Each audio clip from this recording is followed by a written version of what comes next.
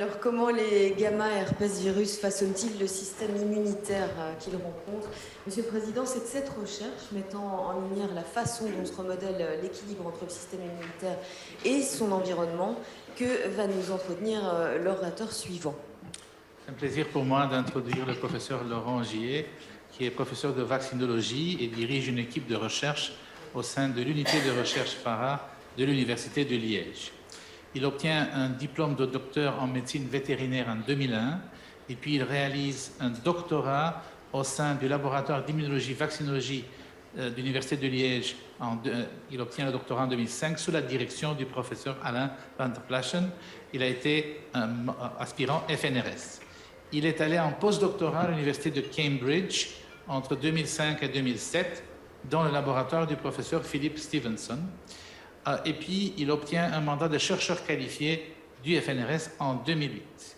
En 2012, il devient chargé de cours à la faculté de médecine vétérinaire et il est maintenant vice-doyen à la recherche depuis 2016.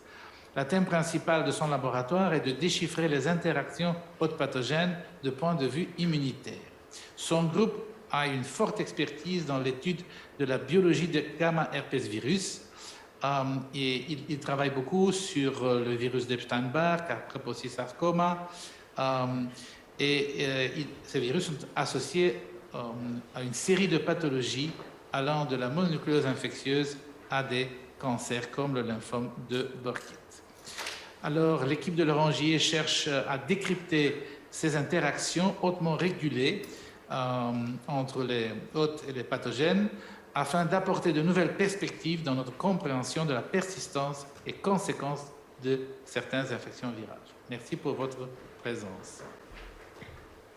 Donc, Monsieur le Président, Monsieur le Secrétaire perpétuel, Mesdames et Messieurs, chers collègues, je vous remercie de me donner l'opportunité aujourd'hui de présenter nos travaux de recherche au cours des dernières années au sein du laboratoire.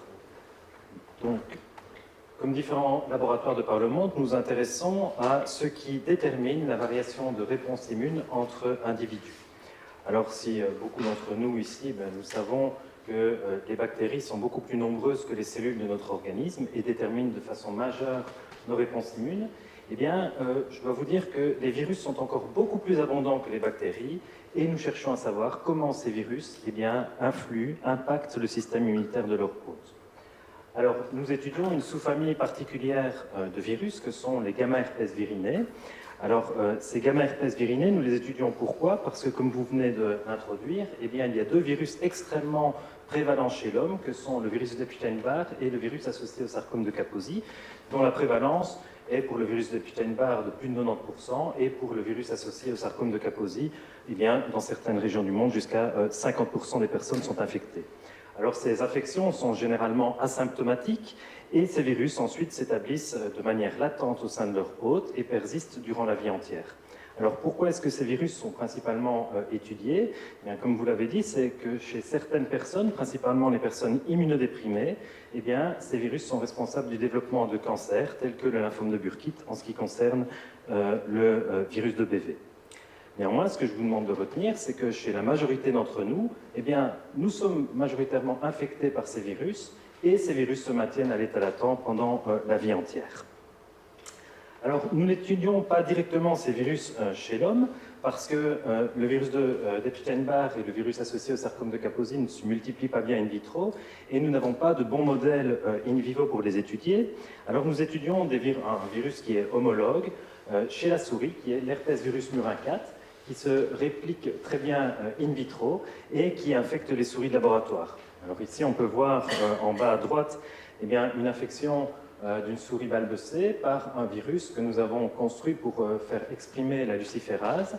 Et on voit qu'après infection intranasale, eh bien, ce virus se réplique majoritairement au niveau du poumon et ensuite s'établit à l'état latent au niveau des ganglions drainants et au niveau de la rate et ensuite est réexcrété, réactivé, réexcrété périodiquement, notamment au niveau du système génital.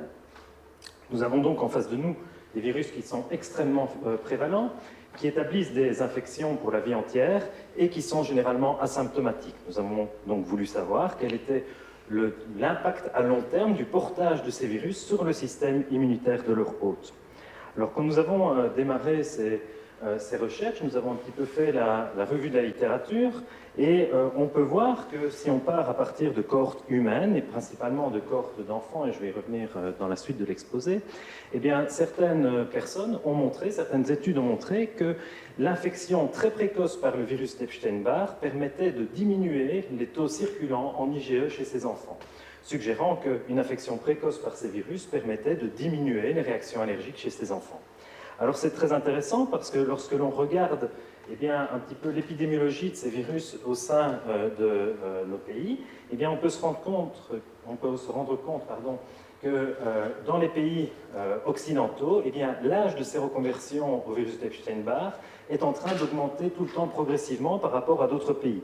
Et donc c'est ce qui est représenté sur les dia ici. On voit que normalement, eh bien, lorsque les conditions d'hygiène sont relativement faibles, eh bien, cette infection par le virus d'Epstein-Barr survient avant l'âge de 5 ans, alors que dans nos pays occidentaux, eh bien, on se rend compte qu'un grand nombre d'enfants ne sont pas infectés à l'adolescence, ce qui est associé notamment avec le phénomène de mononucléose infectieuse lors de la primo-infection par le virus d'Epstein-Barr.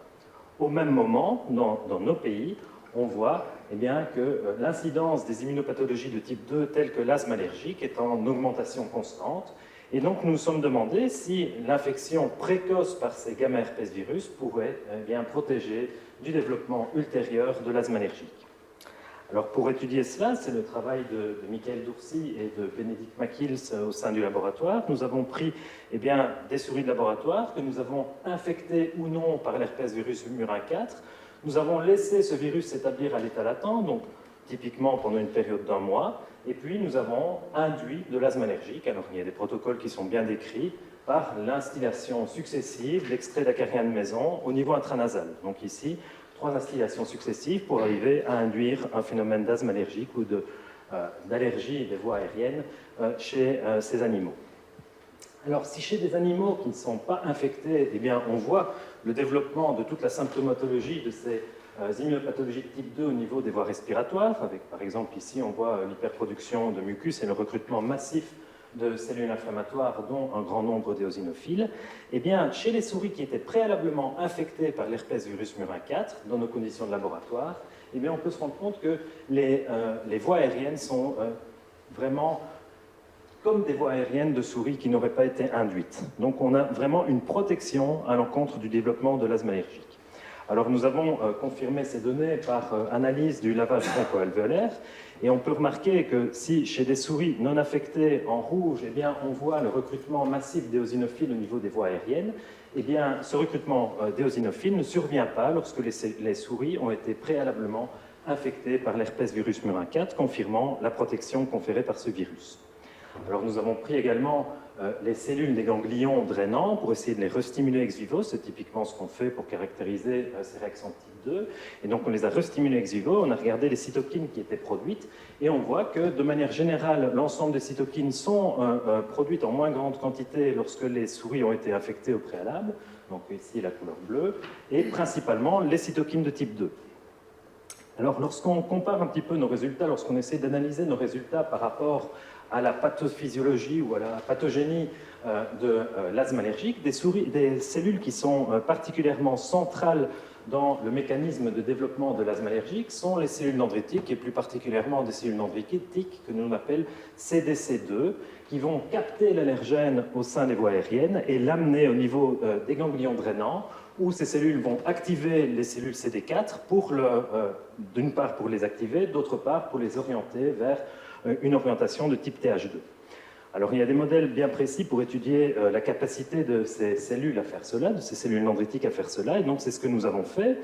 Donc nous avons pris des souris qui étaient infectées ou non, que nous avons sensibilisées avec l'HDM, et ensuite on a prélevé, avant tout challenge, on a prélevé ces cellules dendritiques au niveau des voies aériennes, et on les a transférées, par transfert intranasal, à une souris naïve, totalement non infectée. On a regardé la capacité de cellules dendritiques provenant de souris non affectées ou de souris infectées à sensibiliser ces souris receveuses.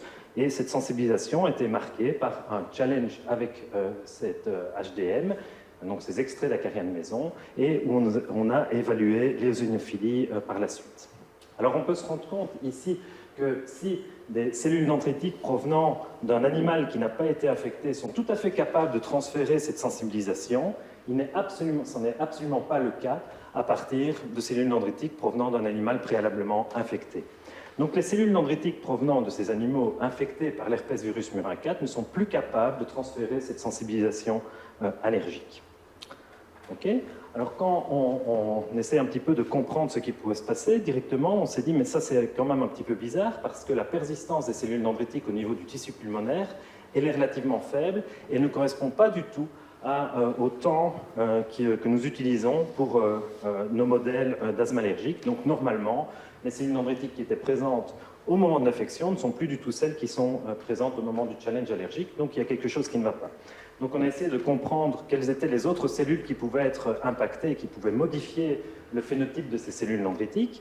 Et donc je vais essayer de je vais passer toute une série de choses. Nous sommes tombés sur des cellules particulières qui sont les macrophages alvéolaires. Alors ces macrophages alvéolaires sont des cellules embryonnaires, et je vais revenir par la suite, qui colonisent l'alvéole pulmonaire et qui persistent au sein de cet alvéole pulmonaire pendant la vie entière de l'organisme, et on va revenir sur cette notion par la suite.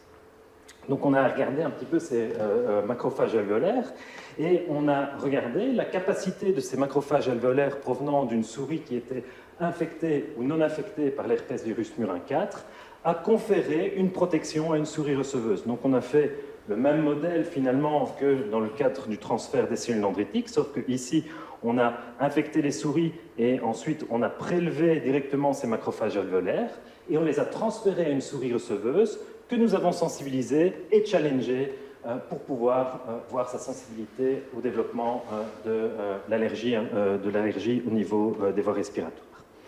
Alors, on peut voir que si des macrophages alvéolaires provenant d'une souris qui n'était pas infectée ne sont en rien capables de protéger cette souris du développement de l'asthme allergique, et même dans certains cas exacerbent, et je vais revenir sur cette notion par la suite, exacerbe cette allergie au niveau des voies aériennes, eh bien, des cellules, des macrophages alvéolaires provenant d'une souris préalablement infectée sont suffisants pour conférer la protection à l'encontre du développement de l'allergie respiratoire.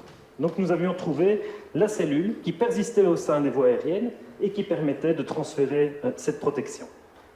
Alors on a essayé de regarder un petit peu plus quelles étaient les caractéristiques de cette cellule. Donc nous avons réalisé une analyse transcriptomique de ces cellules et nous avons... donc je vais juste vous expliquer un tout petit peu en quoi consiste ce graphique.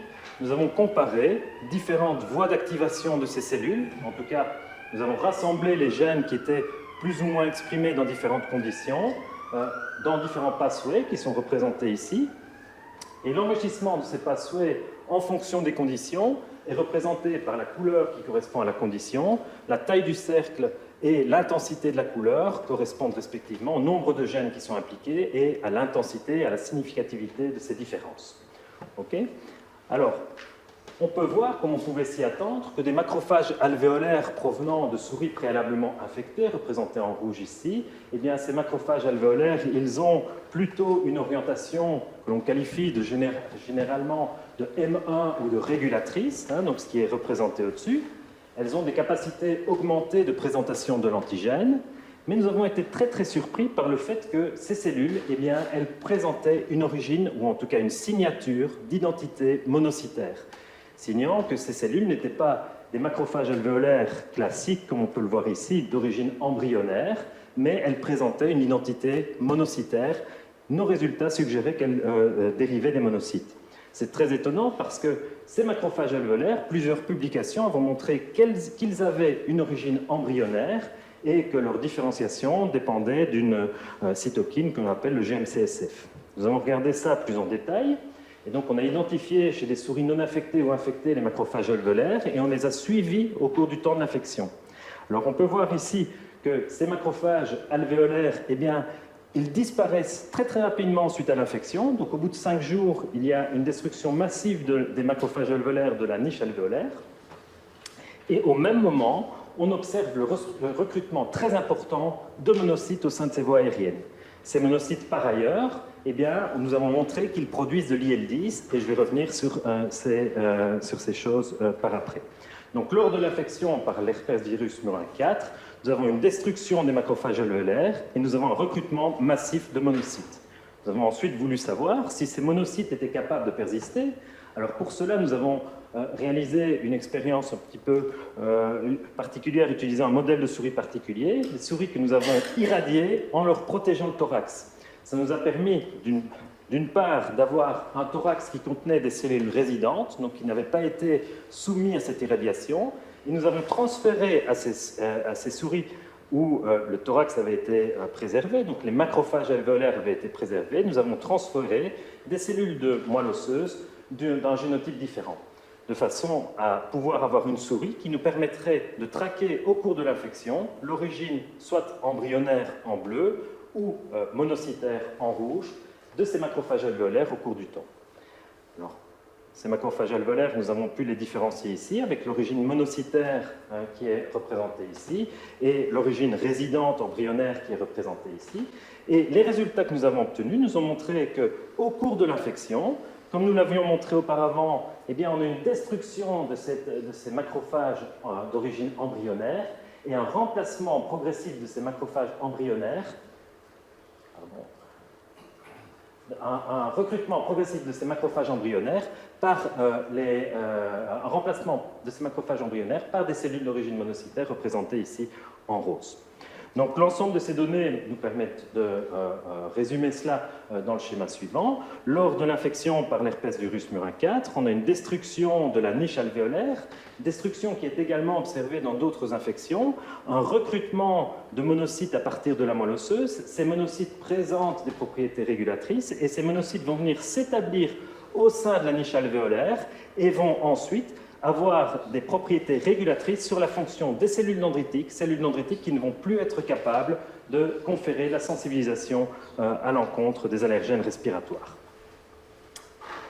Alors, la seconde question qu'on a voulu se poser, c'était de savoir pourquoi ces cellules d'origine monocytaire ne sont-elles plus capables de conférer cette allergie, de promouvoir cette allergie respiratoire.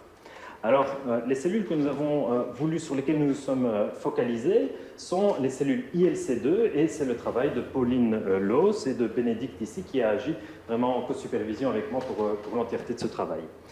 Donc, nous nous sommes focalisés sur le rôle de ces cellules ILC2. Pourquoi? Parce que ces cellules ILC2, ce sont des cellules lymphoïdes innées de type 2 et ce sont vraiment les premiers senseurs avec l'épithélium respiratoire de toutes les agressions du milieu extérieur et elles transmettent cela aux cellules du parenchyme pulmonaire, également et interaction avec les macrophages alvéolaires.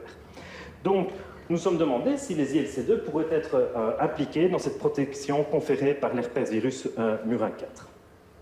Alors, pour ce faire, on a répété le même modèle et nous avons cette fois analysé plus précisément les cellules ILC2 au cours du temps. Alors, ce qu'on peut remarquer ici, c'est qu'au cours du temps, lors de la sensibilisation et lors du challenge allergique, on voit que chez des souris non infectées, en rouge, on a une amplification, on a une expansion de ces cellules ILC2 et on a une activation de ces cellules ILC2. Cette activation, nous avons pu le mettre en évidence d'une part par les facteurs de transcription qu'elles expriment, donc le facteur de transcription GATA3 qui signe l'immunité de type 2 et l'expression de cytokines telles que l'IL5 et l'IL13. A l'inverse, lorsque l'on regarde ces ILC2 au sein des souris infectées, nous n'observons pas ce phénomène d'expansion. On voit une moindre expression du facteur GATA3 et une absence quasi totale de production d'IL5 et d'IL13 au sein de ces souris.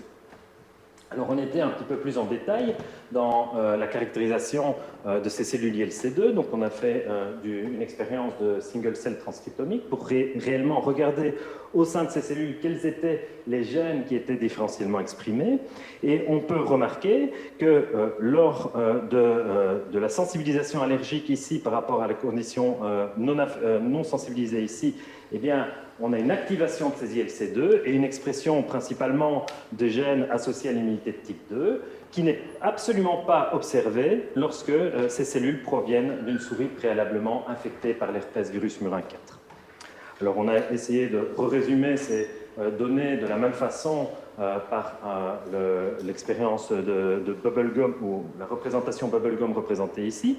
Et ce qui nous a directement frappé, c'est que ces différences sont présentes avant même toute sensibilisation allergique, qu'on observe principalement une régulation négative de la réponse immune innée et que cette régulation négative semble être consécutive à une activation, à une réponse à une stimulation par l'interféron gamma.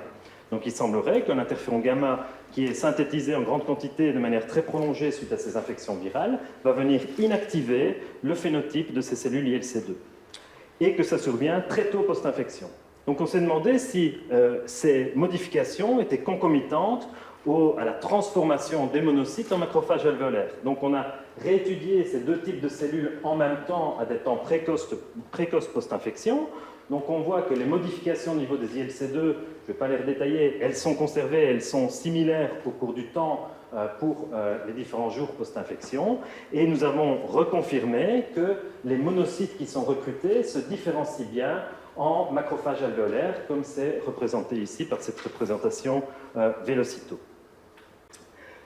Donc il faut savoir que pour que des macrophages se développent, expriment, en tout cas acquièrent les caractéristiques d'une niche particulière, il faut l'intervention de toute une série de cellules différentes. Alors la niche des macrophages alvéolaires est caractérisée par ce qui est connu dans la littérature, principalement par les cellules épithéliales qui sont présentes au niveau de l'alvéole pulmonaire. Nous nous sommes donc demandé si les cellules ILC2, modifiées par l'infection virale, pouvaient contribuer à conférer l'identité aux monocytes recrutés pour qu'ils se différencient en macrophages alvéolaires et qu'ils aient des propriétés différentes. La première question que nous nous sommes posée, c'est de savoir si ces cellules étaient côte à côte au niveau des alvéoles pulmonaires, et c'est ce que nous avons pu démontrer ici avec une cellule ILC2 représentée en rouge et une cellule d'origine myéloïde représentée en blanc grisé. Donc nous avons essayé de reproduire cela au sein d'une boîte de pétri finalement, où on a mis en présence des cellules épithéliales, des cellules monocytaires, donc des monocytes, et nous avons ajouté des cellules ILC2 provenant de souris infectées ou non infectées. Et au bout d'un certain nombre de jours, nous avons regardé quel était le phénotype des macrophages qui s'étaient développés à partir des monocytes. Ce que nous avons pu montrer, c'est que ces macrophages dépendent des cellules ILC2 pour acquérir toutes les propriétés de macrophages alvéolaires. Je ne vais pas rentrer dans le détail ici, mais ces ILC2 sont les producteurs majeurs, principalement post-infection virale, du GM-CSF nécessaire à conférer l'identité de macrophages alvéolaires. Que ces ILC2, lorsqu'elles proviennent de souris non infectées, ce sont elles qui confèrent les propriétés de type M2 aux macrophages alvéolaires, et que lorsque les ILC2 proviennent de souris infectées, elles produisent plus de GM-CSF, elles sont quasiment plus capables, plus compétentes pour conférer l'identité de macrophages alvéolaires, mais cette fois-ci, elles ne sont plus capables de les orienter vers une orientation de type M2. Alors, nous avons pris ces macrophages alvéolaires provenant de souris déficientes ou non en ILC2, infectées ou non, et on les a transférés pour voir quelle était la capacité, quelle était l'influence de ces macrophages alvéolaires sur le développement d'une réaction allergique. Alors si des macrophages alvéolaires provenant d'une souris non infectée qui contient des ILC2 sont capables quasiment d'exacerber l'allergie au niveau respiratoire, ce n'est pas du tout le cas de macrophages alvéolaires provenant d'une souris qui n'a pas d'ILC2, et lorsque ces souris sont infectées par l'herpès virus murin 4, ces macrophages alvéolaires sont complètement capables finalement de conférer la protection, comme montré au sein de la première étude. Donc si on reprend le même schéma, on voit qu'on peut additionner finalement maintenant les cellules ILC2, l'influence de l'interféron gamma, de la production de GM-CSF, sur la différenciation de ces macrophages alvéolaires et sur la capacité de ces macrophages alvéolaires à conférer une orientation de type 2 aux réponses immunitaires au niveau du poumon. Alors pour terminer, nous nous sommes demandé quel était le rôle de ces monocytes recrutés dans la biologie de l'infection virale. Alors ça, c'est le travail de Céline, ici Céline Maquet, et de nouveau en co-supervision avec Bénédicte. Alors pour cela, nous avons utilisé des souris qui étaient déficientes en monocytes. Déficientes soit par l'administration d'anticorps déplétants, ou déficientes soit par l'absence du récepteur CCR2 qui est nécessaire à la mobilisation des monocytes à partir de la moelle osseuse. Alors ce qu'on peut remarquer, c'est lorsqu'il n'y a pas de monocytes, eh bien ces souris, lors de l'infection virale, elles sont fortement impactées par cette infection virale et elles perdent beaucoup de poids, ce qui est représenté ici. Et lorsqu'on met suffisamment même de virus, lorsqu'on les infecte avec une dose suffisamment forte, eh bien ces souris peuvent même finalement mourir. Donc ces monocytes qui sont recrutés, qui vont se différencier en macrophages alvéolaires, sont importants pour protéger de la maladie. Pourtant, la présence de ces monocytes ou l'absence de ces monocytes n'est pas associée à des différences de réplication au niveau du poumon. Ce qu'on peut voir ici, de nouveau, la quantité de signal lumineux émis par ce virus exprimant la luciférase ne varie pas, donc on n'observe pas de différence au niveau de la réplication pulmonaire. Par contre, lorsqu'on regarde la réponse immune, on voit qu'on a non seulement un recrutement massif de neutrophiles lorsqu'il n'y a pas de monocytes, et par ailleurs, on a une production massive de différentes cytokines ou production massive qui correspond finalement au phénomène de tempête cytokinique qui est décrit dans diverses infections virales. La seule cytokine qui va dans l'autre sens, c'est la cytokine IL-10 qui, elle, est associée plutôt à un phénomène de régulation de la réponse immunitaire. Okay. Donc nous nous sommes demandé si l'expression, la production de l'IL-10 par ces monocytes recrutés était associée à la protection. Donc nous avons généré par un système que je ne vais pas décrire ici, des monocytes, des souris qui étaient déficients dans l'expression de l'IL-10 au sein des monocytes et nous les avons infectés. Et on peut voir que comparativement à des souris totalement déficientes pour l'IL-10, eh bien celles qui sont déficientes pour l'IL-10 au sein des monocytes, eh bien, ne sont pas impactés par l'infection virale. Ce n'était donc pas ça. Donc on a essayé de trouver à ce moment-là quelles étaient les cellules qui produisaient l'IL-10, et donc on a caractérisé l'ensemble de ces cellules, et on peut voir que ce sont majoritairement les lymphocytes T qui produisent l'IL-10 consécutivement à l'infection virale. Alors ces lymphocytes T, ils sont recrutés à proximité de ces monocytes régulateurs, et notamment ils sont recrutés via la production par ces monocytes de CXCL9, et ils interviennent dans la protection à l'encontre de l'infection virale. Alors qu'on a essayé de caractériser un tout petit peu plus ces lymphocytes T. 30 secondes. 45 secondes, ok? Eh bien, nous avons remarqué que ces lymphocytes T, ils ont des capacités cytotoxiques qui sont beaucoup plus importantes et qui sont marquées par la dégranulation importante au niveau du tissu pulmonaire, tel qu'on le voit ici. Donc, on a pu associer ça à l'expression de PD1, PDL1 au sein des monocytes et des cellules CD4. Et nous avons généré ici des monocytes déficients pour l'expression de PDL1, et nous avons alors observé que ces monocytes déficients pour PDL1 ne sont plus capables de réguler l'activité des cellules CD4 qui vont induire cette pathologie au niveau pulmonaire telle que représentée ici. Et donc pour résumer, eh bien, suite à l'infection par l'herpès virus murin 4, on a une destruction des macrophages alvéolaires, on a un recrutement de monocytes régulateurs. Ce recrutement de monocytes régulateurs va affecter la fonction des lymphocytes T. Ces lymphocytes T vont produire de l'interféron gamma qui va réguler la fonction des ILC2 qui vont eux-mêmes intervenir, réguler l'orientation des macrophages alvéolaires en différenciation, et que cela va contribuer à la protection à l'encontre de l'asthme allergique. Alors, est-ce que ça a des implications dans d'autres choses? Nous avons montré que ça a des implications dans d'autres infections virales. Et nous sommes en train d'étudier pour le moment si ça ne pourrait pas être associé également à des pathologies au niveau d'autres organes, tels qu'au niveau du cerveau représenté ici. Alors le message que je voudrais faire passer ici, c'est que ces infections virales, bactériennes, etc., que nous rencontrons au cours de notre vie, eh bien, vont avoir un impact profond au niveau de notre système immunitaire, et que nous n'avons pas seulement développé des relations symbiotiques avec notre microbiote, mais sans doute également avec certains virus tels que les herpesvirus. Alors pour terminer, je voudrais remercier l'ensemble des personnes qui ont contribué à ce travail, principalement Bénédicte Makils qui a supervisé ce travail avec moi, l'ensemble des personnes du laboratoire qui l'ont réalisé, le professeur Alain van der Plaschen qui a permis l'émergence de différents groupes au sein de notre laboratoire, mon collègue Benjamin Dewas avec qui je travaille beaucoup, Fabrice Bureau, Thomas Maréchal pour les réactions type 2 et nos collaborateurs au niveau international. Je vous remercie.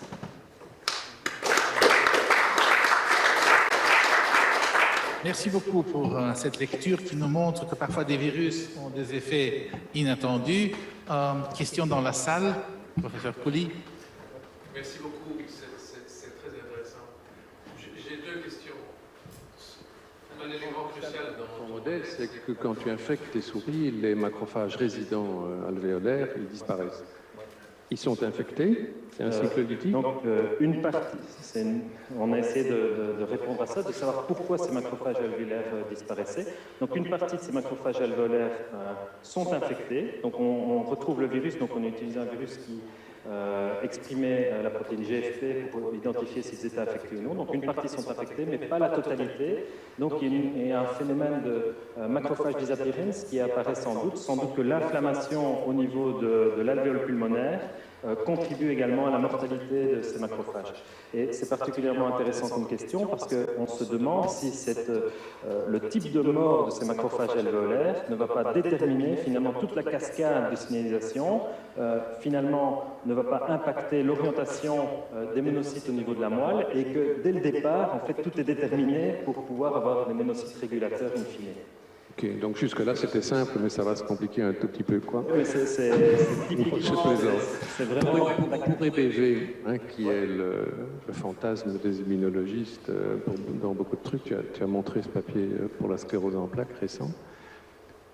Est-ce que des gens ont montré que si on comparait la séropositivité EBV chez des enfants et des adolescents ou des jeunes, allergiques versus pas allergiques, on voit une différence? Parce que toi, tu as montré la population globale, mais si on regarde les allergiques, on trouve...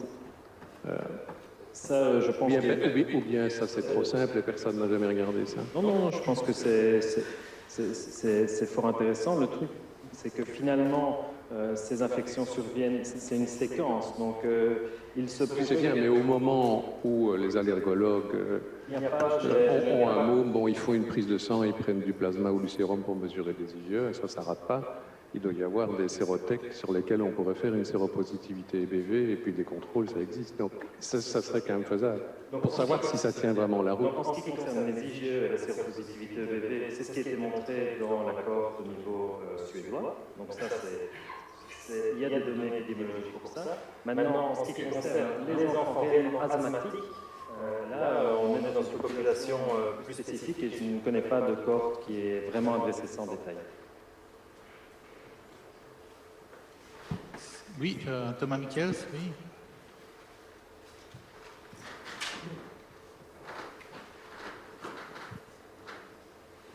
Merci beaucoup pour ce bel exposé. Ma question est quant à la composante locale versus systémique de la modification des réponses immunitaires, parce que ça passe par l'interféron gamma, dont on sait qu'il peut éventuellement circuler et agir à distance. Est-ce que l'infection au niveau pulmonaire peut avoir un impact, par exemple, sur les allergies de contact ou sur d'autres pathologies qui se passent au niveau du tube digestif, etc. Donc l'impact à distance, c'est typiquement ici, on est dans le domaine du projet ERC que Bénédicte a obtenu. Donc en fait, on pense qu'il y a une signalisation à partir du poumon vers la moelle osseuse, mais qu'il doit y avoir des intermédiaires qui vont permettre de faire passer le signal.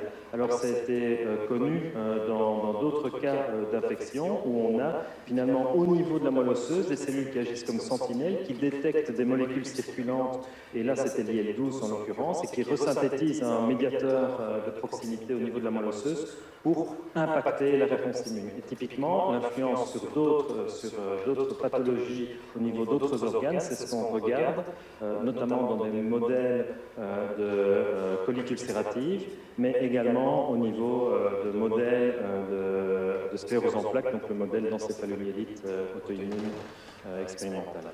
Donc les deux choses, oui, mais on ne connaît ni l'intermédiaire, ni encore maintenant totalement l'impact, même si, point de vue clinique, en tout cas pour les souris, on voit un impact très fort, une infection respiratoire sur une immunopathologie qui se déroule au niveau d'un autre organe.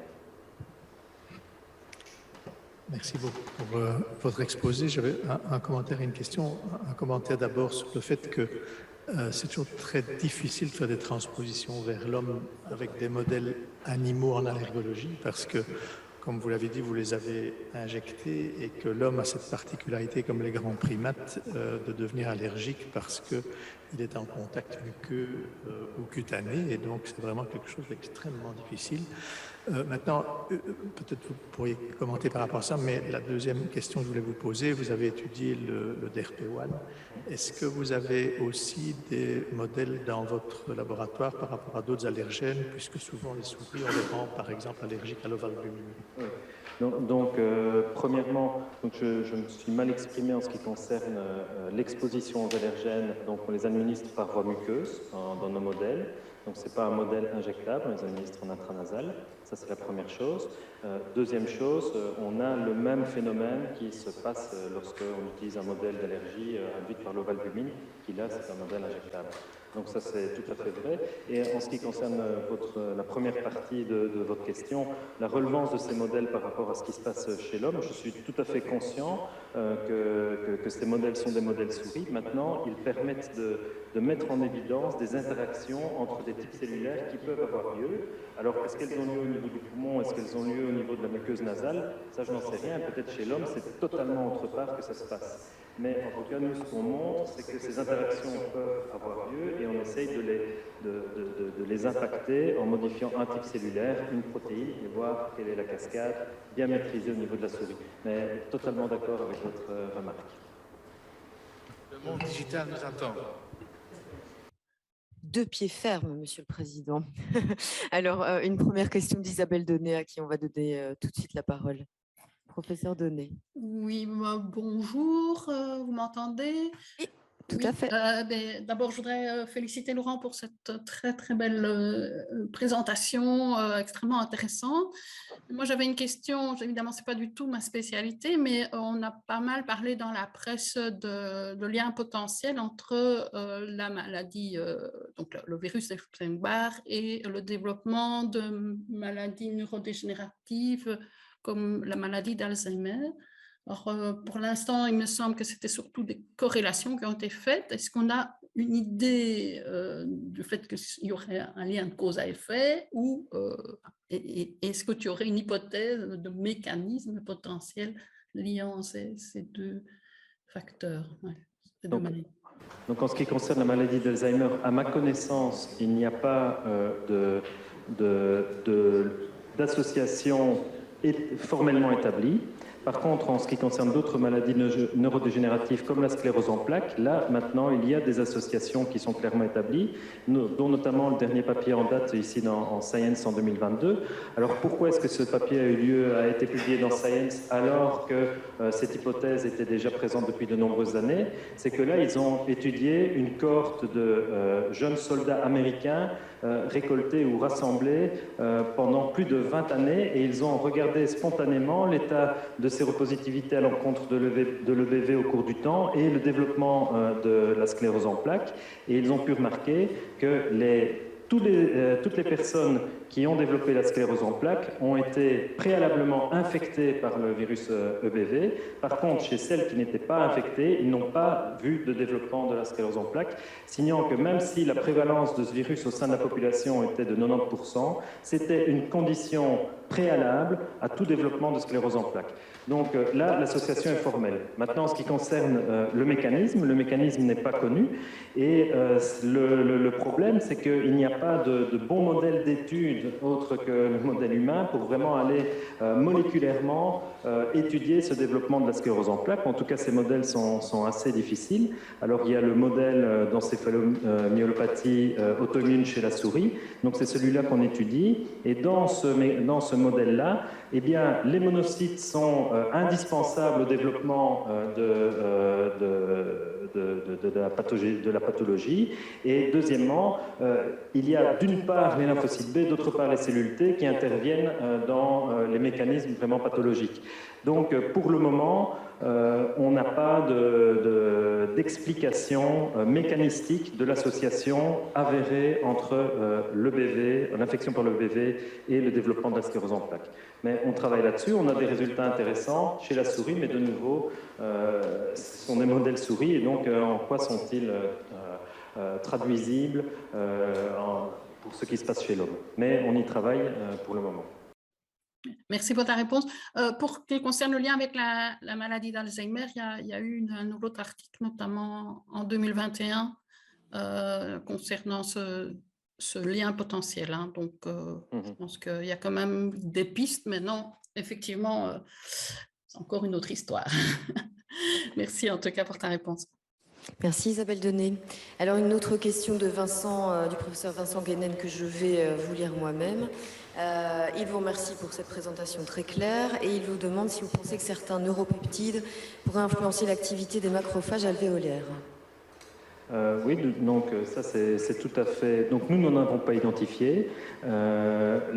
C'est des neuropeptides, maintenant il est bien établi que ces neuropeptides peuvent intervenir dans la communication entre le système nerveux et le système immunitaire. Des cellules du système immunitaire produisent ces neuropeptides et donc nous on a plutôt été intéressés par l'influence de ces neuropeptides sur le phénotype des ILC2 parce que justement il y a des neuropeptides qui sont connus pour moduler la fonction des ILC2. Pour le moment on n'a pas été étudier ça plus en détail mais c'est certain que ça peut intervenir et dans le cas des macrophages alvéolaires également, mais nous n'avons pas d'expertise là-dessus. Merci. Est-ce qu'il reste des questions dans la salle? Ah, une question.